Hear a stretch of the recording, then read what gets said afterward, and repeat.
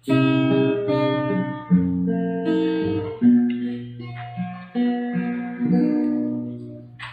Jesus nagulat sa naman, may dapit na kahibulungan. Kay midan ang Diyos nung kahayag, matahum ta naman gihandom. O matahum ta naman nga ginahandom, matahum ta naman sa pag-ampo. Si Jesus nagtawag, uldahanin naglihan,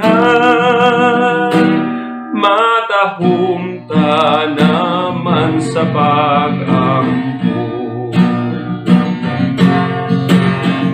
Si Jesus nagbulat sa naman, dadatanan nimong halulan.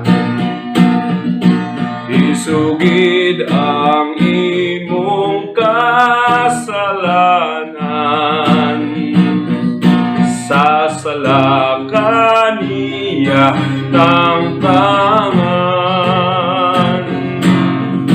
O matahum ta naman nga ginahandom,